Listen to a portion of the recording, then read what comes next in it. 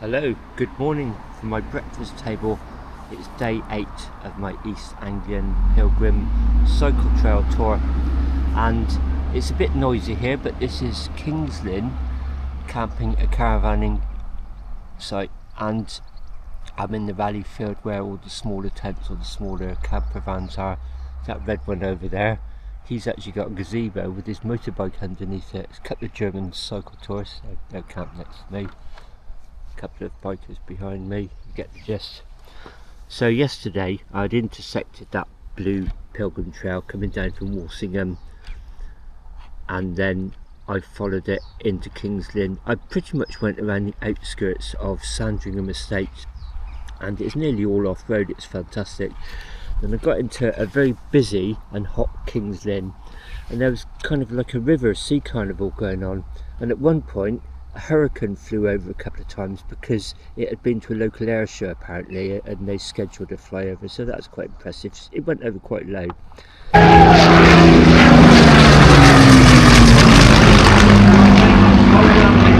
And then I made a bit of dog's dinner getting here actually.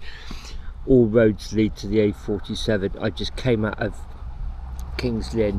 This campsite is on the A47. I knew I had to do a couple of miles along it, and cut a long story short, right road, wrong direction, and then had to turn around and come back. I think I figured out a much easier and safer way back into King's Lynn this morning, so that's what I'm doing.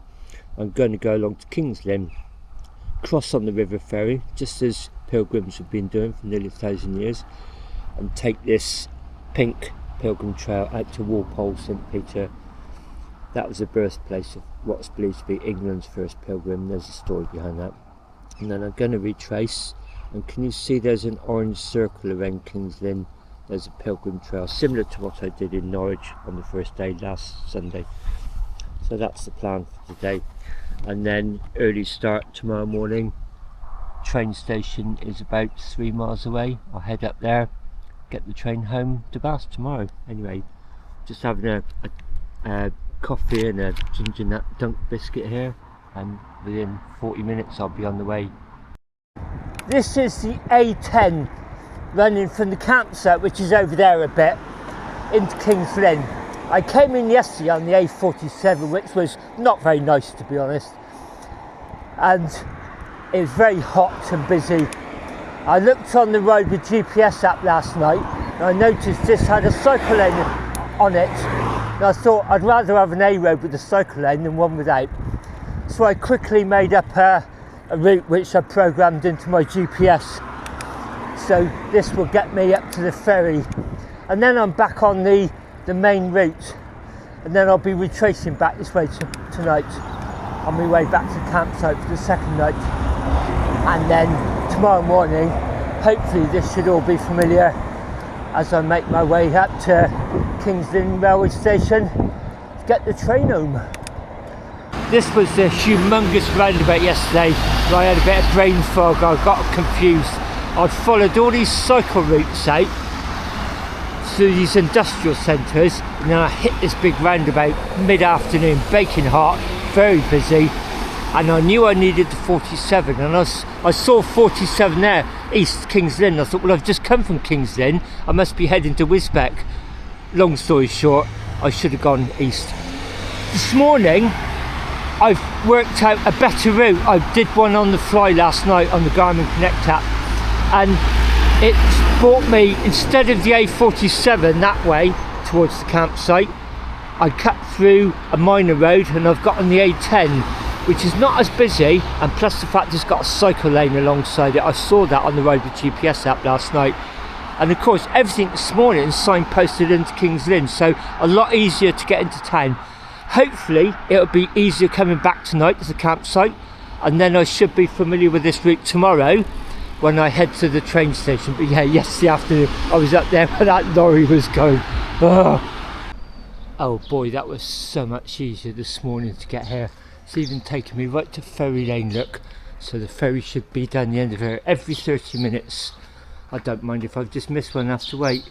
Oh, that was so much easier to navigate this morning without all the crowds and with that on the fly route. I was trying to figure it out yesterday on the move, and I just made a dog's dinner of it. Anyway, here's the ferry landing.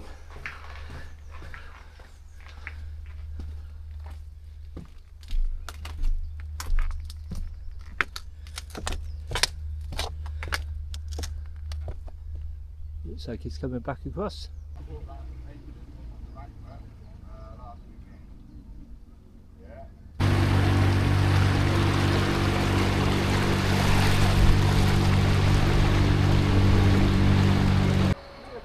There's the minster over there. So let's start the Pilgrim Trail. I got on the ferry. First of all, I sort of said, "You alright with bikes?" He said, "Yeah." And then sat down and he started turning the boat, and I thought, oh, he clipped the ferries at the other side, and he just sort of said, "Oh, what do you want?" I was very tempted to say 99. It was £2.60 return. So gave him the cash, got rid of some of my coinage, and I sort of said, "Do I need a ticket for the return?" He said, "Nah, I'll remember you in those colours." I'm riding light this morning, probably just as well, because there's quite a few steps down to the ferry and onto it. You wouldn't want to take a fully laden touring bike on there. I was talking to 2 motorcyclists this morning over breakfast. They're from Kent and they're off to Duxford today. I said, "Did you see the hurricane yesterday?" And they said no, and I told them it flew over. They'll probably sit on the ground today, closer up, because that's probably where it was based actually, IWM. Oh wow, look at that.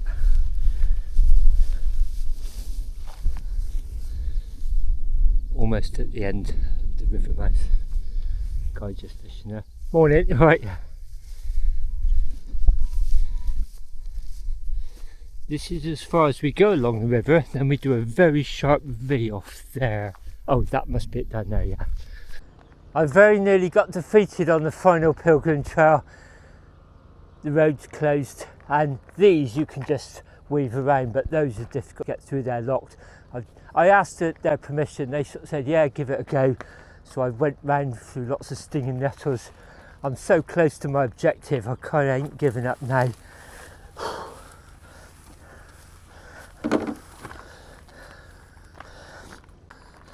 Pilgrimage, I believe, is very analogous to cyclotouring, because we're both long distance travellers and we both require the same basics: navigation, places to rest and recuperate and to eat, water, very similar. And often the internal journey, the journey itself, almost becomes as important as the destination.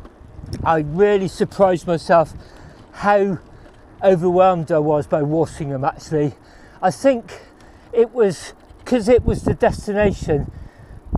I can't really put it into words, but it kind of had a pretty amazing effect on me, because I spent all winter planning it, didn't really know what it was, to be honest, and when I got there it was a hot sweaty Friday afternoon.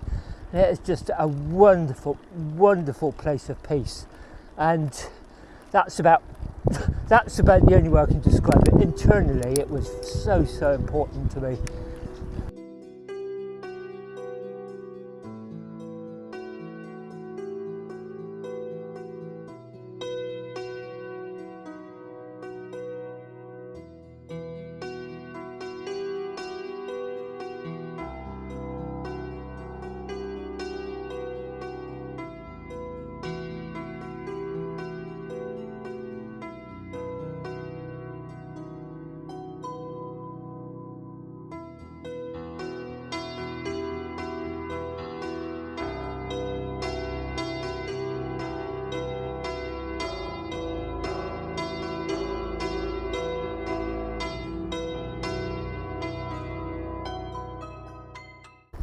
Straight on here. Do you know, this might be an old Roman road. I'll need to look this up. I do remember reading up in the book about the link with Romans here.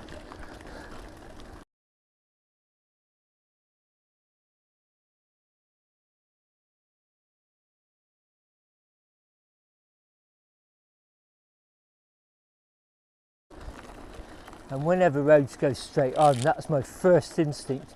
Wonder if this is a Roman road.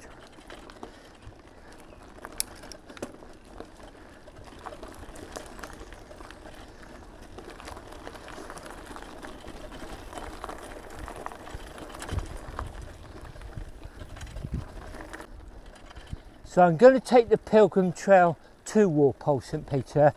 When I come back to the ferry, I'm going to use minor roads. I mean, one thing, I don't really want to have to go back to that road closed again. They were good enough to let me through once. Plus the fact I've really stung myself.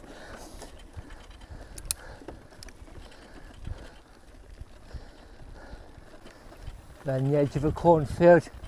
Very defined footpath. In fact, it looks like four-wheel drive as well.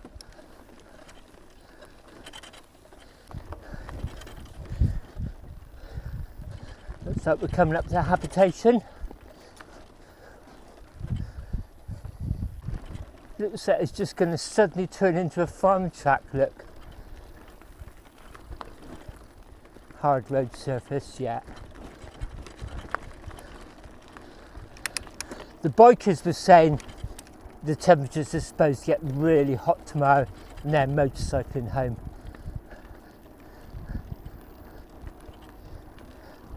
They're from Kent.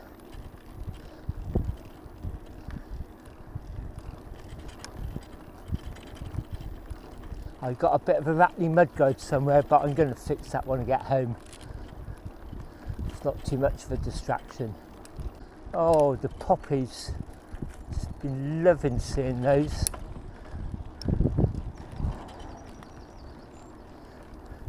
So I love circuit touring in June. Of course I get them in my own area, but because of the landscape here, they just seem to be so much more abundant.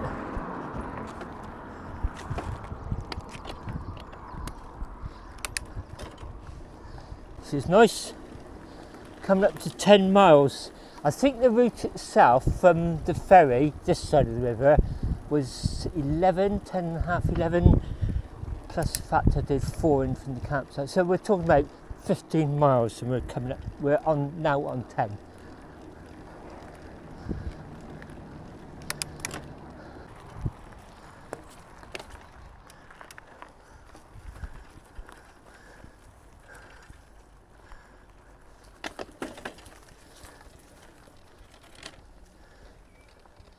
I just entered what I thought was a private estate and it says public footpath.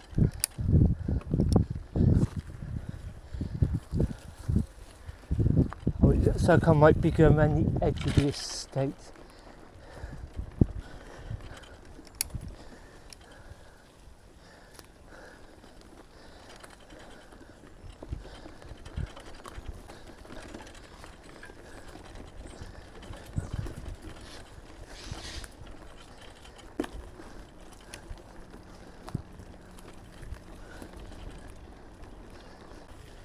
Sharp left coming up. Is it a turn or just a bend? Bend by the look of it.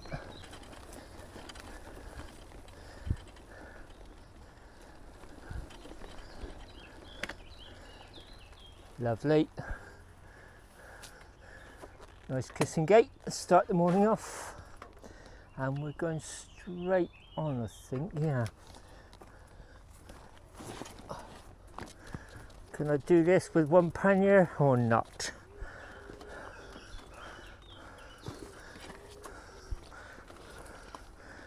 No, not quite. At least I haven't got to decant both panniers today.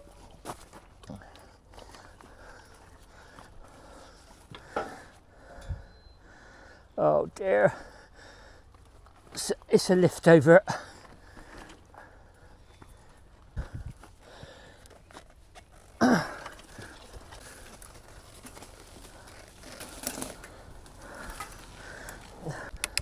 Looks like we're coming up to the church.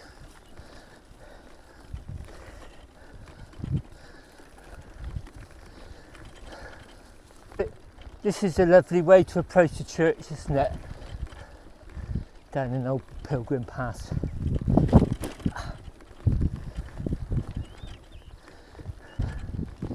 Had to decamp once this morning. Am I going to have to do it again? Yep.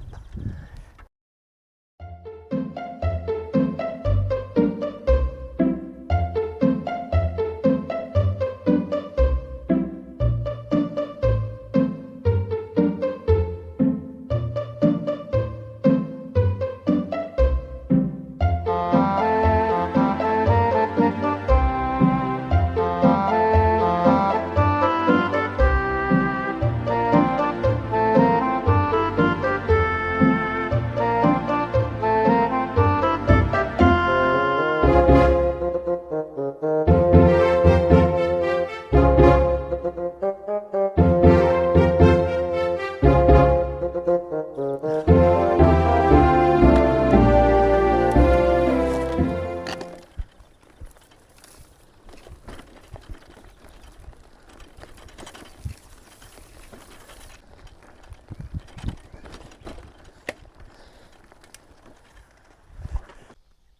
is Terrington St Clement Church. It's a few miles before Walpole St Peter, so I've just cut through the church grounds. The guy's doing the garden there.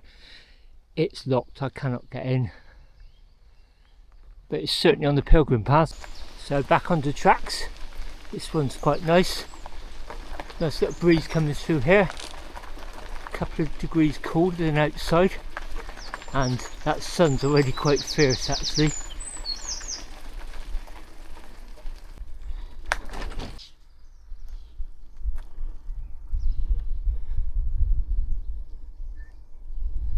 Lovely Norfolk villages.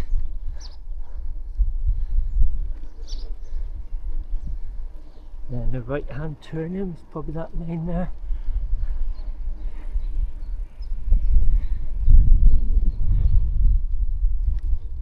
Be excited when I see the first sign for it actually, because it feels like the destination. It's the furthest out I'm going from Norwich, even though I'll be turning around and going back to Kingsland. So Monday today, a lot has happened since last Monday, that's for sure. This trip has really given me everything I wanted and more. In fact, I wasn't sure what to expect because I was very aware that I was doing a cycle tour based on footpaths. So I wasn't sure whether it'd be a bit of a mistake or not. But, well, put it this way, when I get home, I'm going to order Andy Bull's other book, Pilgrim Routes of Kent. So you probably gather, I think I've got the bug for this. I'll certainly let Andy Bull know how I got on, because when I told him what I was doing, he did say to me, do let me know how you get on. So, you know, out of courtesy I will. But also, I want to give him some really good feedback, because I think this is a fantastic idea for cycling. If you want all the bells and whistles and everything done for you, then yeah, pay someone and go on a training camp, let them do all the organisation. But if you like doing things yourself, getting off the beaten track with a bit of a purpose and some adventure, this definitely hits the spot. Back on tarmac through agriculture. Sure, the blades of wind farms just over those houses, little village we're coming into. I just saw some roofers up on a house doing some work, and they had like a big photographic umbrella shading them from the sun. That's a good idea, isn't it? Coming into Walpole Cross Keys, I noticed when I looked at Google Maps there's lots of Walpoles, and Walpoles with other saints as well.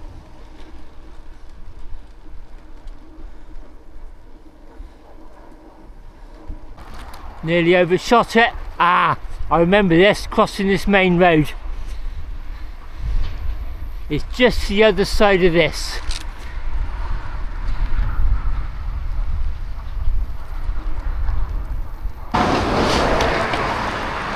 That's nice, I got flashed forward by Larry.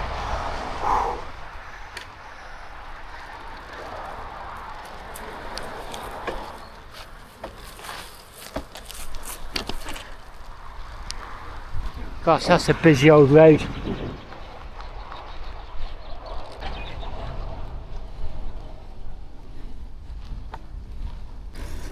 Got a funny little going up and then coming back.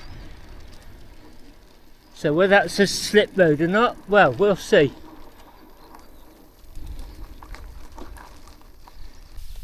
Oh, it's a track. And off to the right, just as you're about to go in someone's drive, here's a path.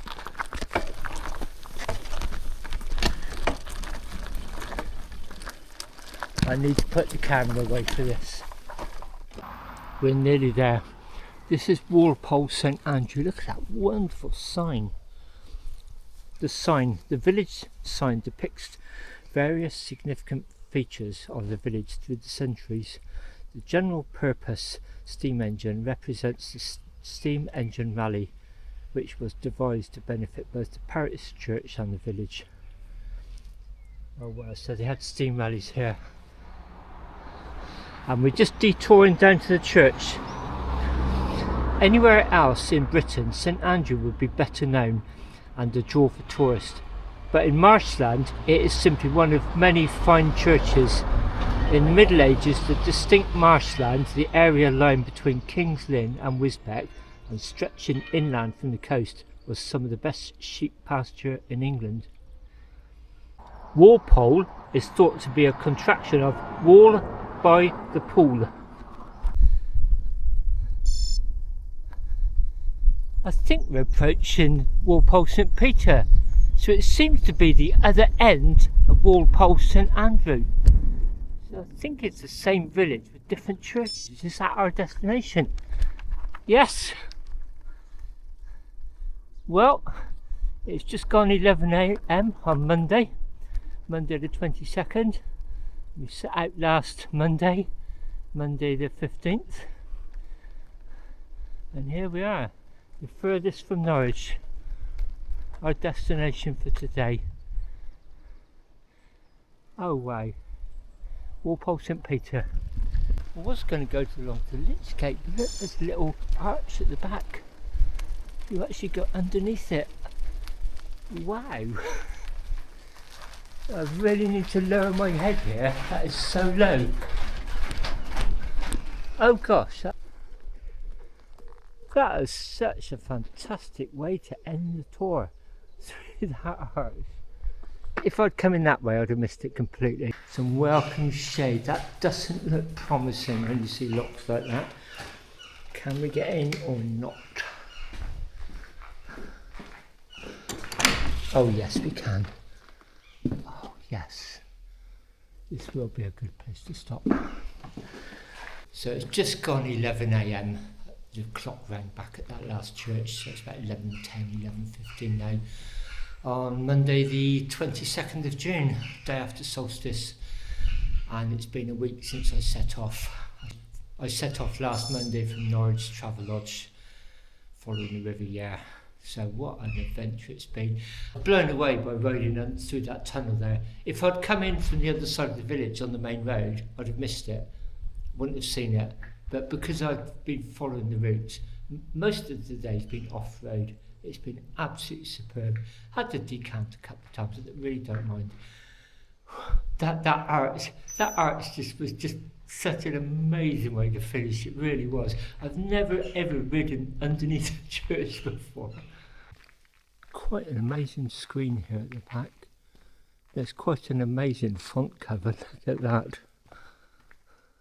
That's like a church in itself, isn't it? And then you've got the raised pulpit with the sound reflector above to force the sound out rather than dissipating into the high roof.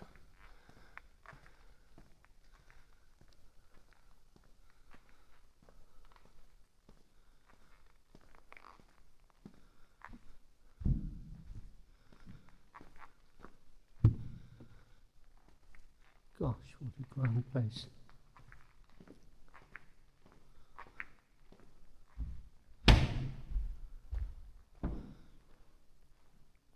That really is a raised altar, isn't it?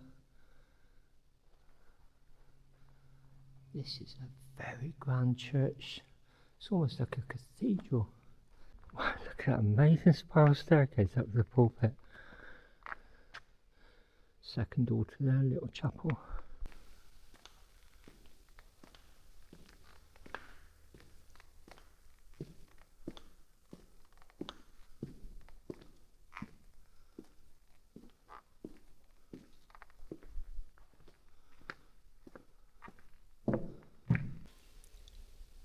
As usual, signed visitors book, 22nd of June, Andy C, Bath Sunset, Pilgrim on a Bike tour. And look where the last person who visited and signed came from. Clive Reed, Bristol. Wicket doors on churches are a bit like buses. You don't see one for years. In fact, I first one I saw was on Friday, and then there's the second one. They come along in pairs. It's just gone midday. I'm at my final church on this tour. This is Walpole St Peter. So it's the end of the Pilgrim Trail from King's Lynn here. This is very, very relevant to pilgrimage because it's the birthplace of Godric, the first known English pilgrim. Walpole St Peter and St Godric. The little village of Walpole St Peter has a unique place in the history of pilgrimage. It was the birthplace of Godric, the first known English pilgrim who travelled to Jerusalem, Rome and St James' Shrine at Santiago de Compostela early in the 12th century. Godric, according to his biographer, the monk Reginald of Durham, was a poor itinerant pedlar who became a seaman and merchant. He combined his voyages with pilgrimages, reaching Jerusalem in 1102, on his way back visiting Rome and Santiago. So I came in that way, and there's the memorial to Godric there. And I was just inside film, and I came out to look at the footage, and the two guys from the campsite last night, the ones I thought were German, they came here, and they're Belgium, and they love looking around churches as well. They've come to do a cycle tour around Norfolk and Suffolk, exploring all these churches. So this was on their list as well. So I just said, did you come through the tunnel? They said no, because they'd come in that way. So they've just got to walk through it there. So, what a small world, eh? They arrived really late last night. I heard them arriving about midnight or so, and said hello to him this morning briefly. And he was just saying to me the reason they were there late was they'd been to the pub to watch Belgium play football. That Dutch guy the other night, actually, he went down the pub to watch Holland play. I think they were playing Sweden as well. So I was like that when I was younger. I was always on holiday whenever England were in the World Cup, so I'd always be going to cafes and bars, and once I saw England play somewhere, and it was coming from the other side of the world, and it was early in the morning, and I ended up seeing it in a bakery. What can you do in a bakery for 2 hours? There's only so many cups of coffee you can have, so many croissants. So I kept ordering these big bottles of mineral water just so I could kind of justify sat in this bakery. I don't know, 8 o'clock on a Monday morning watching England play. Watching England get knocked out by Brazil, I think. Safe journey. Bye.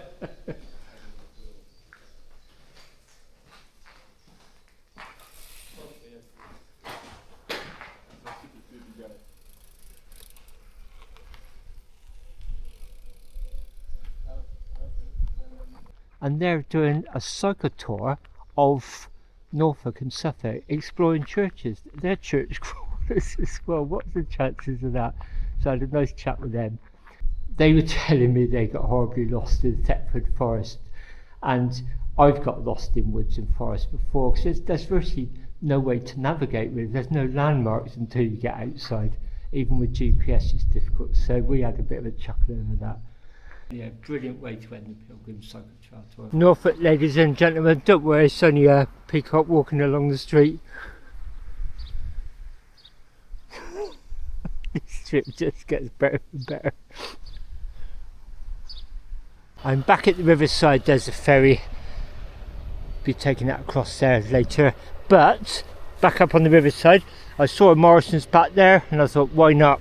So I got myself a chicken and bacon sandwich and a Calippo, and a 4-pack of Cruzcampo for tonight. I like Cruzcampo. What first attracted me to it was actually the marketing, the actual design of the cans, and it's Spanish lager, Andalusian lager, Cerveza de Andalusia, brewed by Heineken in the UK. Slight letdown. This is not bad, is it? Having a picnic on the opposite bank of the river to King's Lynn on the last day of my Pilgrim Cycle Tour. Didn't realise it's still quite a busy working port, didn't realise. One of the best tips I was ever given for riding in hot weather when I was much younger was take your shoes and socks off every opportunity. Oh, and boy, was that such good advice.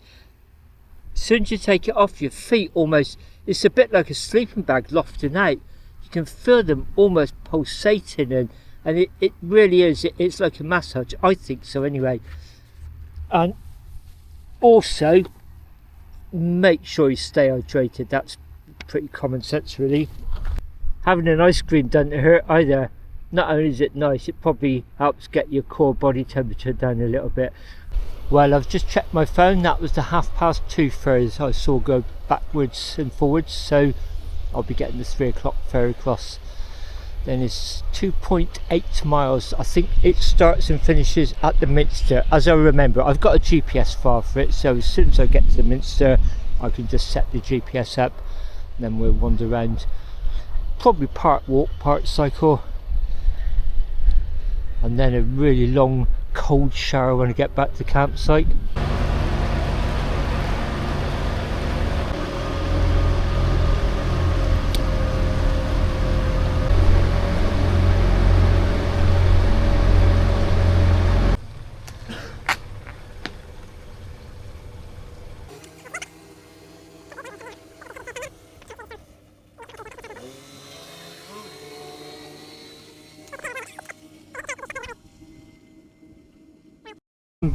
I'm back at the campsite now. I'm showered. I feel so much more refreshed. You've heard of an ice bucket for champagne, haven't you?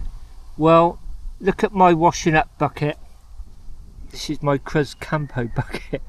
Gonna sit here and have a nice, hopefully chilled beer. It's the last night of my holiday. I've had a great time. Anyway, before I get sozzled, I'm going to do a route up from here to the railway station for tomorrow morning, because that one from here to the ferry just worked perfectly this morning. Okay, so I've just done the course from here along Rectory Lane, the way I went today, to that horrendous roundabout up to Kings Lynn railway station. 4.14 miles.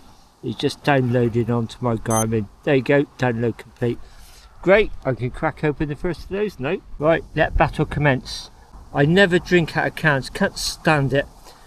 I drink out of lager bottles sometimes if I'm having a barbecue, or sometimes if I've got back from a long ride and I'm just having a pizza, but even then I normally like lager out of glasses. So I've got my cup, the one luxury I bring on a camping trip. I've tried enamel mugs, I've tried foldable plastic mugs, I cannot get on with them. So that is the one luxury I bring. All over the camera. What a fantastic holiday it's been. It's not over yet, I've got to get home yet.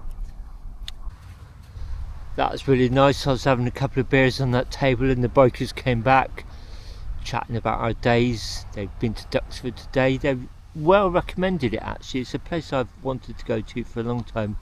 They said it's a bit pricey to get in, £28 each, but you know, worth it. They consider it worth it. So one day maybe. But it's really good. I was kind of asking them questions I wasn't sure about, like how do you navigate, make sure you don't get split up and lost, and they were asking me how I cook and what I'm eating, and yeah, we were kind of, how do you do this, how do you do that, and asking each other questions.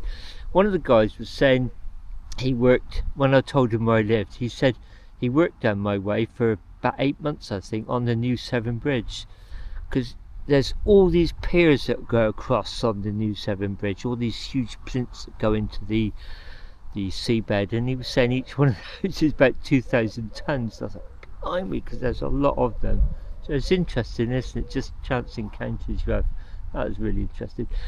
And he was saying he worked on it, I think he said for about 8 months. He'd come down on the Monday and go home on the Friday, because they're from Kent.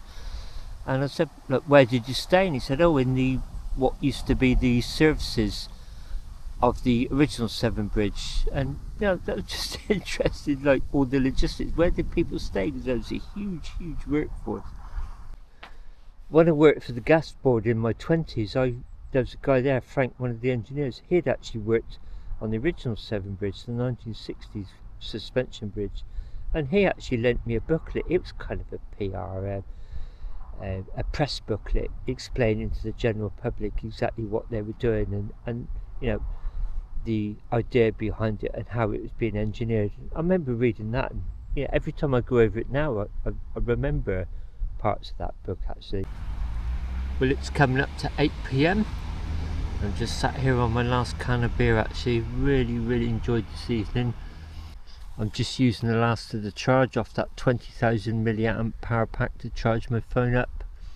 I don't really need the phone for tomorrow, to be honest, because I've got paper tickets. When you book on the Trainline app, if you reserve a bike, which you can do on the app, you actually have to go to a station and print out your tickets. Normally I prefer an e-ticket, but to be honest, that would tell me all the train details, and it's got my senior rail card on there as well, so I suppose I do need it for something. Both the Garmin's are fully charged, my camera's fully charged, got a bit of power left on that.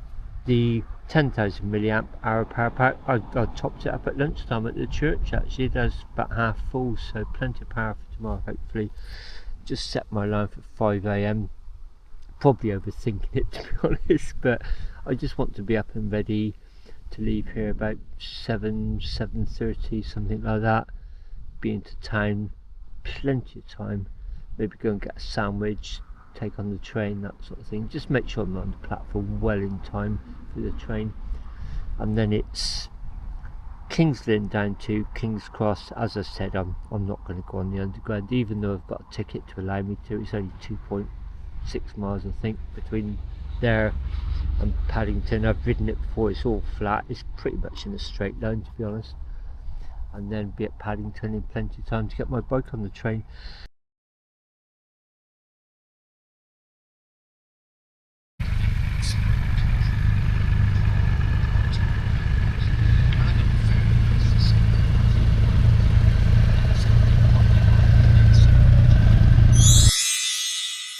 Good morning, it's 4:45 in my tent on Tuesday the 23rd of June. I'm going home today. I had a really nice evening last night, sat on the bench over there, and two bikers came back from their meal and we just sat around chewing the fat. It was really great, just talking.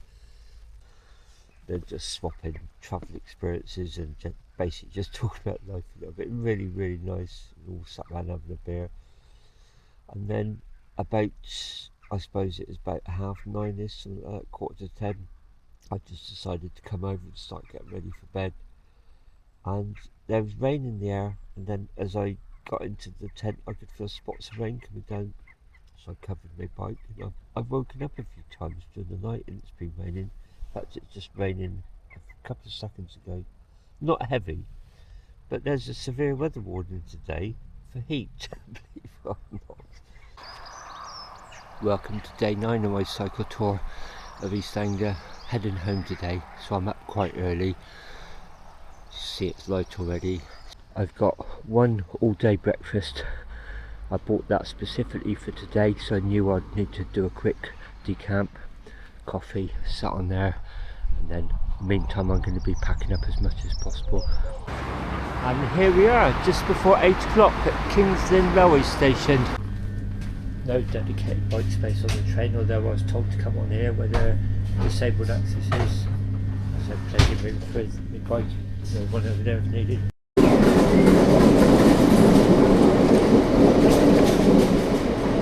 There goes my train. So I'm back at Bath Spa, the main station in Bath. I've got about a mile to ride home. The journey was straightforward. I got to King's Lynn station far too early.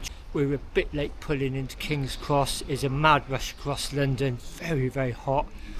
I still got to Paddington in plenty of time, and then this one was 10 minutes late anyway, so I had to wait about 20 minutes for the platform to be announced. Then I was the only bike on there. And it's been easy getting it off at Bath, because sometimes getting the bike can or your bags off is a bit of an adventure, let's say. This will be several videos. If you've got this far, thanks so much for watching, and I'll see you soon. Bye for now.